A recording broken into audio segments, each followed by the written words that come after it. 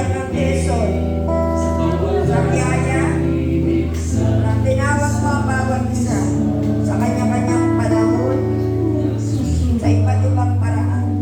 Tinawag mo sila, tinawag mo ako, bawat isa ay tinawag mo kami ayon sa kalooban mo.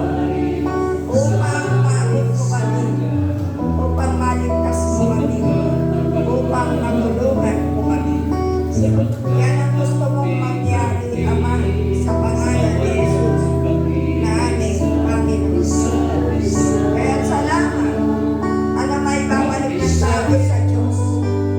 Hindi ka namin kayang bayaran sapagkat pag-aari mo ang lahat ng bagay.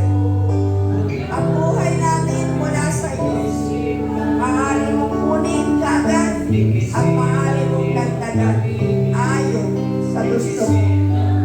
Kaya narito kami upang maglingkod sa iyo. At gamitin mo ang bawat isa.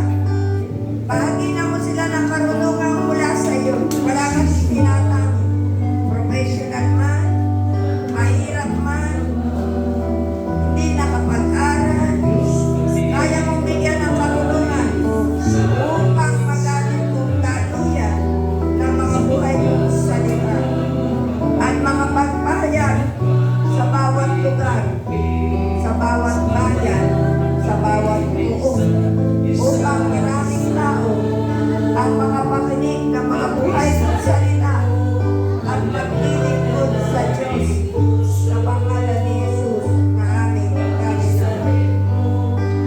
Maraming salamat, Amang nasa langit, sa mga tao nagpunta rito upang magbungkal ng lupa, upang magasik ng mga binhi sa mga buhay mong salita sa puso ng tao.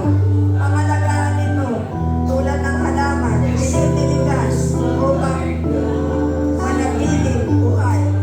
At ikaw, O Diyos, ang nagpapalago ng mga salita sa buhay ng tao at nagpapalago sa gawain sa pangalan ni Jesus na aming Panginoon. Kami mga trabahador mo lang, mga manggagawa mo, alipin mo, Ama, sa pangalan ni Jesus. Sumusunod lang kami kung ano ang dapat namin gawin sa atas ng iyong mga buhay na salita. Ikaw ang nagpapasya sa bawat isa sa amin hanggang kaya ng bawat isang magpatuloy sa paglilingkod sa iyo. At ang lahat ng ito ay pinagkakapuri natin sa iyo, Ama, sa pangalan ni Jesus, kaysa ng banal mong Espiritu Santo at sa aming mahal na Birheng Maria. Sa iisang tinig, lumalapit sa Ama, sa Anak at sa Espiritu Santo, kaparanan sa unang-una, ngayon at pakailanman, magpas sa walang hanggan, Cielo. Sa pangalan ng Ama at ng Anak at ng Espiritu Santo, Amen.